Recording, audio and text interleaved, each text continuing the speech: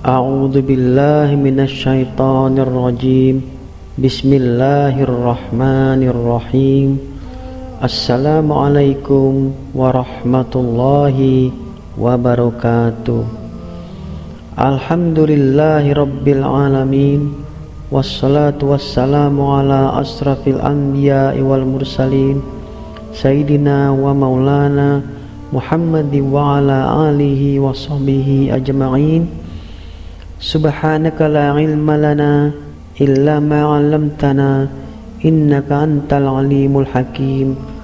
Rabbi shrah li sadri wa yassir li amri wahlul 'uqdatan min lisani yafqahu qawli. Ikhwatal iman rahimani wa rahimakumullah. Rasulullah sallallahu alaihi wasallam memiliki banyak sahabat. Salah satu sahabat Rasulullah pada masa awal-awal dakwah bernama Mus'ab ibnu Umair. Mus'ab ibnu Umair dikenal sebagai pemuda yang rela menukar kenikmatan dunia demi akhirat.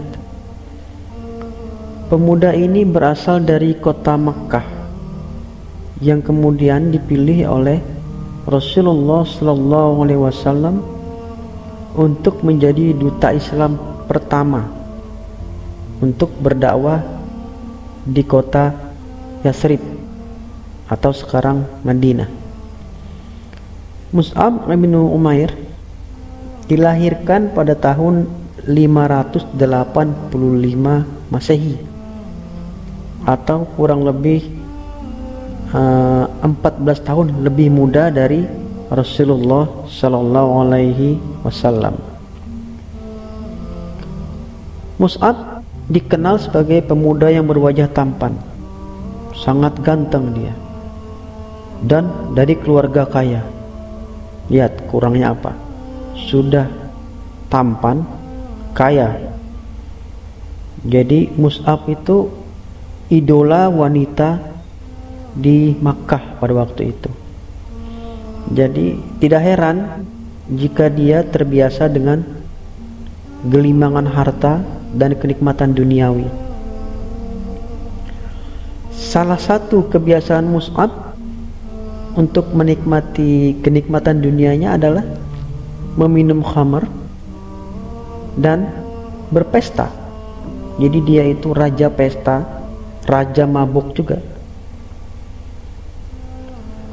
Dia merupakan keturunan Quraisy yang dilahirkan dan dibesarkan di lingkungan penyembah berhala. Jadi si Mus'ab itu dulunya penyembah berhala bersama keluarganya. Nama lengkapnya adalah Mus'ab ibnu Umair ibnu Hashim ibnu Abdul Manaf ibnu Abduddar ibnu Qusay ibnu Kilab al-Abdari al-Quraisy. Jadi Mus'ab ini kalau secara nasab itu bertemu dengan Rasulullah sallallahu alaihi wasallam di Hashim, termasuk Bani Hashim. Dalam kitab Asadul Ghubah fi Ma'rifah al-Sahabah, ini merupakan kitab yang membahas tentang sahabat-sahabat Rasulullah sallallahu alaihi wasallam. Di dalam kitab tersebut Imam Ibnul Asir mengatakan Mus'ab itu adalah seorang pemuda yang tampan dan rapi. Kedua orang tuanya sangat menyayanginya. Ibunya wanita yang sangat kaya. Sandalnya Mus'ab itu, sandalnya itu sandal Hadrami. Pada masa itu adalah sandal paling mahal itu, paling bagus, paling mahal, sandal Hadrami. Pakaiannya pakaian yang terbaik, pakaian yang paling mahal. Dan dia adalah orang kota Makkah yang paling harum, paling wangi. Parfumnya itu parfum paling mahal, gak ada orang punya di Mekah selain si Mus'ab ibnu Umair. Jadi saking wanginya parfum si Mus'ab, kalau dia berjalan itu wanginya itu ketinggalan gitu. Maksudnya itu wanginya itu masih nyisa di belakangnya dia, saking wanginya. Ini diceritakan di kitab Asadul Ghobah. Ikhwatal iman rahimani wa rahimakumullah, ibunya Mus'ab itu sangat memanjakannya, sampai-sampai kalau ia tidur itu dihidangkan bejana makanan di dekatnya. Jadi bangun tuh udah ada makanan, nggak akan ada kelaparan, dia nggak pernah merasakan lapar. Demikianlah keadaan si Mus'ab ibnu Umair. Ibunya sangat memanjakannya. Jadi sejak kecil sampai remaja tidak pernah merasakan yang namanya kesulitan hidup dan kekurangan nikmat dunia. Tidak pernah merasakan nggak enak, itu nggak pernah. Bahkan Rasulullah Shallallahu Alaihi Wasallam pada hadis riwayat Hakim sampai memberikan kesan tentang si Mus'ab ibnu Umair. Wama ra'aitu bi Makkah, kata Rasulullah, aku tidak pernah melihat seorang pun di Mekah ahadan ahsanul limmah, yang lebih rapi. Maksudnya itu membicarakan si Mus'ab. Wala araqqahullah, dan yang paling bagus pakaiannya. Wala an'ama ni'mah, dan yang paling banyak diberi kenikmatan. Min Mus'ab ibnu Umair, selain Mus'ab ibnu Umair. Nabi saja mengakui. Saking kaya, saking gagah, saking rapinya Mus'ab. Akhwatal iman rahimani wa rahimakumullah, orang-orang, golongan orang pertama yang menyambut dakwah yang dibawa oleh Nabi Muhammad SAW itu kan istri beliau Khadijatul Kubra, kemudian sepupu Ali bin Abi Thalib, dan anak angkat Nabi Muhammad yaitu Zaid bin Harithah radhiyallahu anhum. Kemudian diikuti oleh beberapa orang yang lain. Jadi ketika intimidasi yang dilakukan oleh kaum kafir Quraisy terhadap dakwah Islam mulai kian menguat, Rasulullah Shallallahu Alaihi Wasallam berdakwah secara sembunyi-sembunyi di Darul Arqam namanya, yaitu rumah dari Al-Arqam ibnu Abi Al-Arqam radhiyallahu anhu. Rumah itu letaknya di Bukit Sofa, jadi jauh dari pengawasan kaum kafir Quraisy. Ketika Rasulullah Shallallahu Alaihi Wasallam mulai berdakwah, diam-diam Mus'ab mencari tahu tentang Islam. Bahkan ketika intimidasi dari kaum kafir Quraisy itu makin kuat, keingintahuan si Mus'ab makin kuat juga.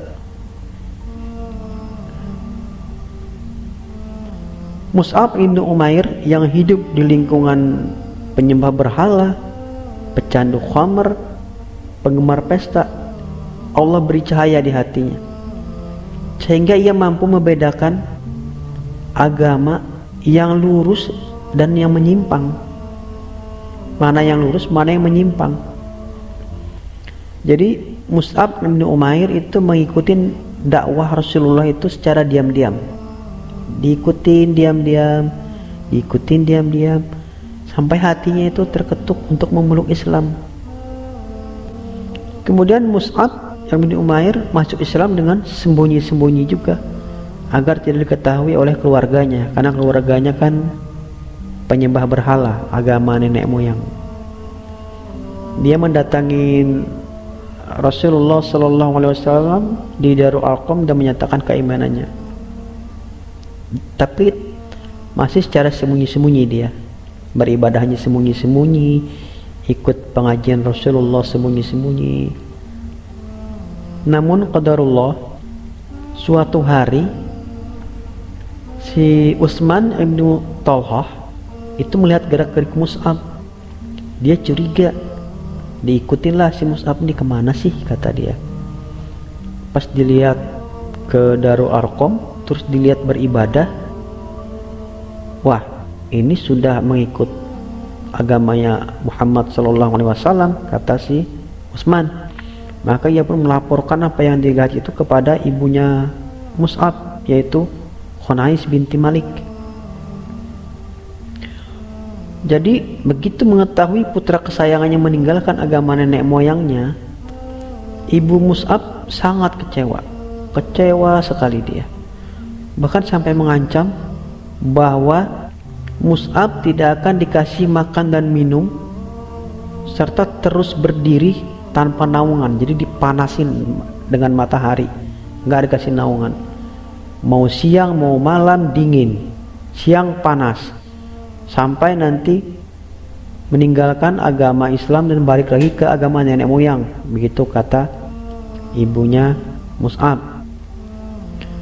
Kemudian saudaranya Mus'ab namanya Abu Aziz ibnu Umair tidak tega mendengar apa yang akan dilakukan ibunya.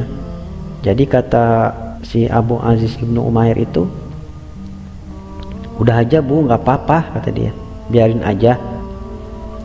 Dia kan udah terbiasa dengan enak nih, udah terbiasa dengan nikmat. Kalau kita biarin lapar aja, dia nanti juga bakal balik lagi kok, kata si Abu Aziz. Akhirnya ibunya mengikut. Oke lah, katanya. Ditangkaplah Mus'ab, kemudian dikurung dia. Dikurungnya tempatnya jauh dari pergaulan, jadi diisolasi dia, tidak dikasih makan, tidak dikasih minum, terus disiksa secara fisik, dicambuk dia. Bayangkan, yang dulunya kalau kata kita itu dia itu kayak pangeran hidupnya, sekarang udah kayak budak, dicambuk, disiksa. Ibunya yang dulu sangat sayang sama Mus'ab tidak segan-segan menyiksanya. Sampai-sampai Mus'ab yang wajahnya tampan, kulitnya bersih, halus, sekarang dihiasi dengan luka bekas siksaan. Tubuhnya yang tegap, gagah, berisi jadi kurus. Mus'ab ibnu Umair yang sejak kecil hidup dengan kemewahan, kini dia jadi pemuda yang miskin. Kemewahan yang ditinggalkan oleh Mus'ab membuat para sahabat terharu. Mereka kagum, terharu, dan menangis menyaksikan Mus'ab yang dulunya tampan, berpakaian mewah, kini jadi pemuda miskin yang bajunya itu penuh dengan tambalan. Dia hanya pakai bajunya itu burdah, kain kasar, gak ada baju mewah, gak ada sandal bagus. Sampai-sampai Rasulullah SAW menangis melihat kondisi Mus'ab yang berbeda dengan sosoknya sebelum masuk Islam.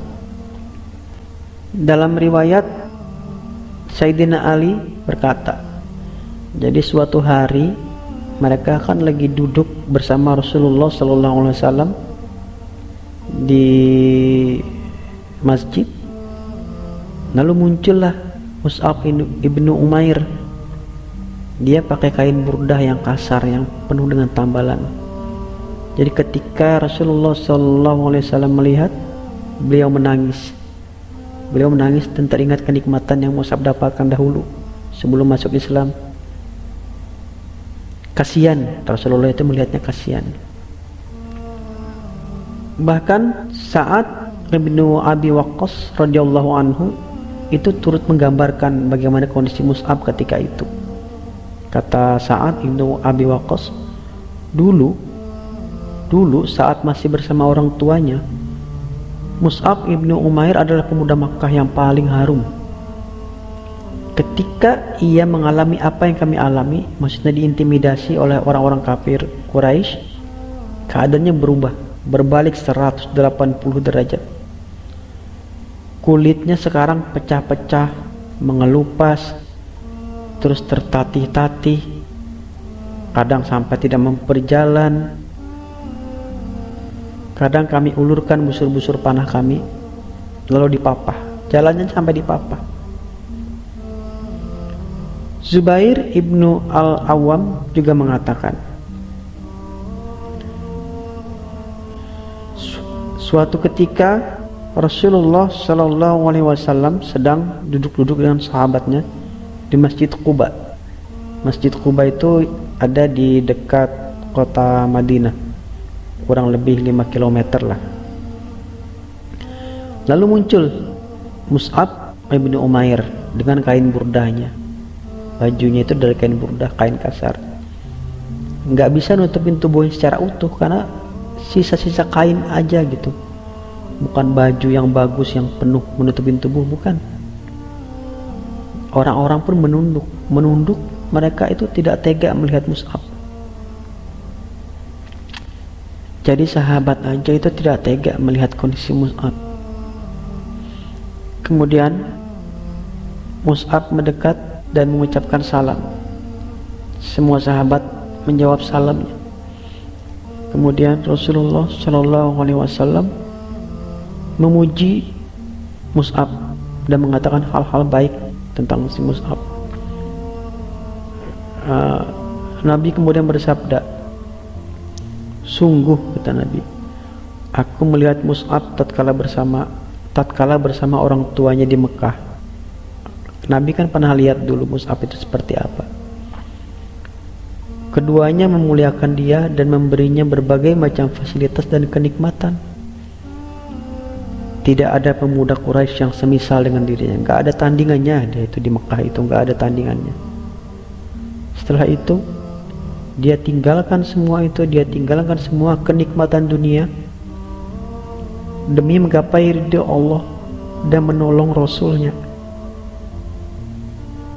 Ikhwatal iman rahimani wa rahimakumullah. Mus'ab bin Umair merupakan seorang sahabat yang utama. Dia memiliki ilmu yang mendalam dan kecerdasan, sehingga Nabi Shallallahu Alaihi Wasallam mengutusnya untuk menjadi duta Islam pertama untuk berdakwah ke Yatsrib, Madinah. Berangkatlah Mus'ab ke Madinah. Saat tiba di Madinah, Mus'ab tinggal di tempat namanya As'ad ibnu Zurarah. Di sana dia berdakwah, mengajarkan Islam kepada penduduk negeri Yatsrib, termasuk kepada tokoh utama di kota Madinah waktu itu, yaitu Sa'ad bin Mu'az. Tidak butuh waktu lama dia. Sebagian besar penduduk Madinah pun memeluk agama Islam. Saking pintarnya Mus'ab, bagaimana dia berdakwah, cerdas dalam menjelaskan hukum-hukum dan agama Allah. Ini menunjukkan setelah mendapatkan taufik dan hidayah dari Allah, kedalaman ilmu Mus'ab ibnu Umair makin mendalam. Pemahamannya bagus terhadap Al-Quran dan Sunnah, baik secara penyampaian, kemudian kecerdasan dalam berargumentasi, dan tenang, jadi tidak terburu-buru. Bahkan ketika berhadapan dengan Sa'ad bin Mu'az, setelah berhasil mengislamkan Usaid bin Ibnu Hudair, kemudian Mus'ab berangkat menuju ke Sa'ad bin Mu'az. Mus'ab berkata kepada Sa'ad, gimana kiranya kalau Anda duduk terus dengar ini apa yang akan aku sampaikan. Maksudnya Mus'ab mau mendakwahkan, dia mau bercerita tentang hukum-hukum Allah. Jika engkau ridho dengan apa yang aku ucapkan, kata Mus'ab, maka terima. Tapi kalau engkau membencinya, aku akan pergi, kata Mus'ab. Kemudian Sa'ad menjawab, oke, baiklah, kalau memang itu lebih baik, kita coba saja, kata dia. Yang demikian itu lebih bijak. Kemudian Mus'ab mulai menjelaskan kepada Sa'ad apa itu Islam, bagaimana Al-Quran, bagaimana sunnah, kemudian membacakan Al-Quran. Saat kemudian memiliki kesan yang mendalam terhadap Mus'ab bin Umair radhiyallahu anhu. Kemudian dia berkata, demi Allah, kata Sa'ad, bahkan cukup dari wajahnya saja, cukup melihat wajah Mus'ab bin Umair, sungguh kami telah mengetahui kemuliaan Islam. Jadi dari wajahnya, dia belum berbicara aja itu udah kelihatan. Dia udah menunjukkan bagaimana Islam, bagaimana kemuliaan dan kemudahan Islam. Kemudian Sa'ad berkata, apa yang harus kami perbuat jika kami ingin memeluk Islam, katanya. Kemudian Mus'ab menjawab, mandilah kalian, maksudnya bersuci, mandi, bersuci, bersihkan pakaian, gunakan pakaian bersih, kemudian ucapkan 2 kalimat syahadat dan sholatlah 2 rakaat, jawab Mus'ab. Kemudian Sa'ad pun melakukan apa yang diperintahkan oleh Mus'ab.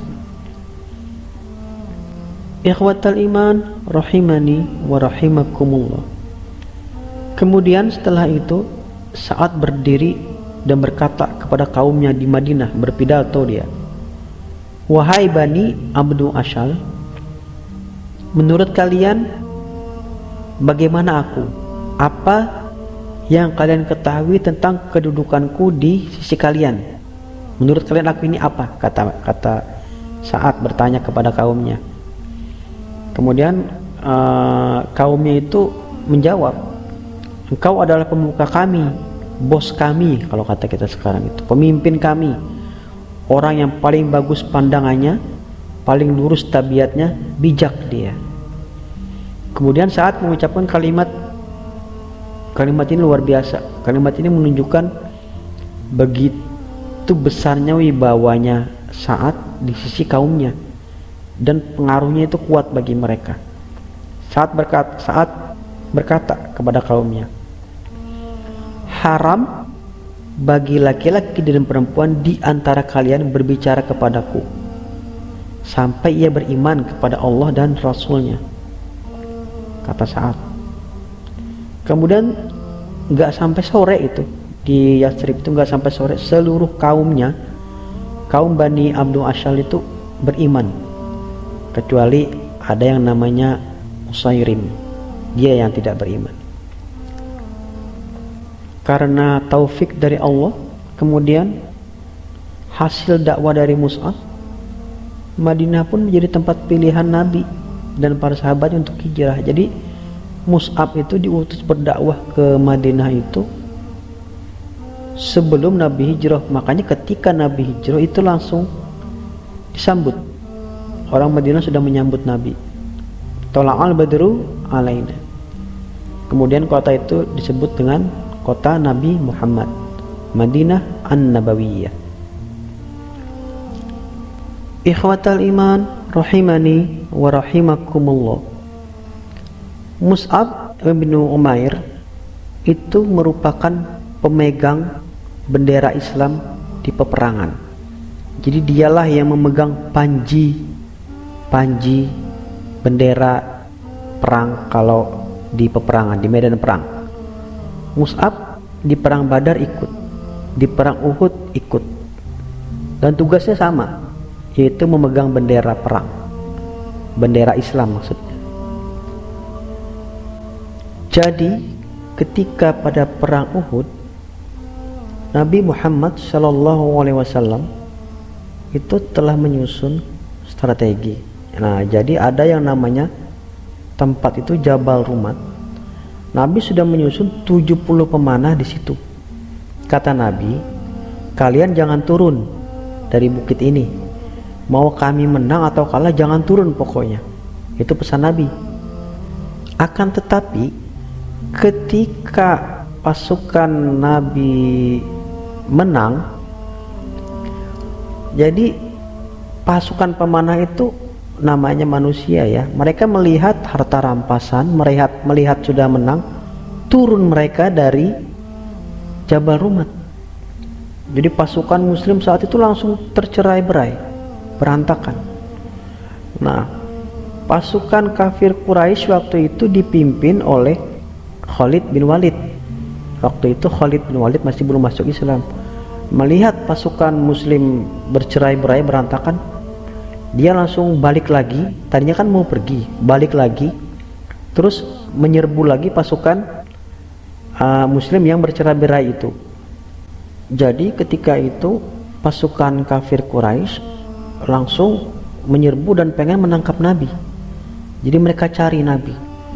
Kemudian para sahabat, pasukan muslimin langsung, ini kita gimana caranya untuk mengecoh pasukan kafir Quraisy nih biar nggak nangkap Nabi. Langsung ya bendera bermain saat itu, panji. Karena kan panji itu kan biasanya dipegang oleh orang yang dekat dengan panglima muslim kan Rasulullah SAW. Kemudian Mus'ab ibnu Umair mengangkat bendera tinggi-tinggi, diangkatnya bendera dengan tangan kanannya tinggi. Jadi kalau bendera diangkat, pasukan kan jadinya lebih fokus ya.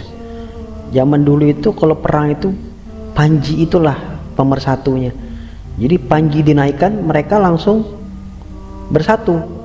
Pasukan di belakang bendera kan, jadinya akan mencegah tercerai-berai.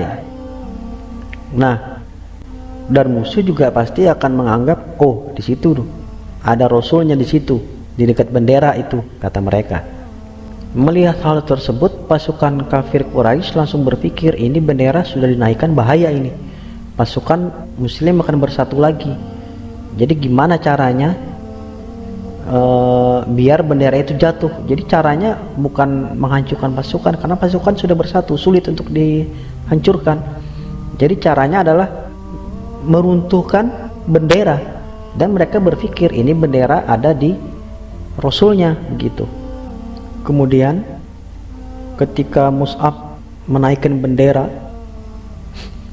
datanglah seorang penunggang kuda dari pasukan musyrik yang bernama Ibnu Kumay'ah Al-Laisi, dan dia mengira Mus'ab itu adalah Rasulullah. Datang dia menuju Mus'ab ibnu Umair karena dia mengira itu adalah Rasulullah. Kemudian ditebasnya, dipotongnya tangan Mus'ab yang sebelah kanan. Jatuh itu bendera, panji Rasulullah itu jatuh. Mus'ab bukannya menghiraukan tangannya yang berdarah, mengucur darah, tidak. Diambil bendera yang jatuh dengan tangan kirinya sambil bertakbir, Allahu Akbar, Allahu Akbar. Kemudian ditebas lagi tangan kirinya, jatuh lagi bendera itu, bertakbir lagi dia, Allahu Akbar, Allahu Akbar. Tangannya yang sudah tidak ada jarinya, sudah putus, dengan ujung tangan itu diambilnya bendera, diangkatnya lagi, bertakbir lagi dia, Allahu Akbar, Allahu Akbar. Kemudian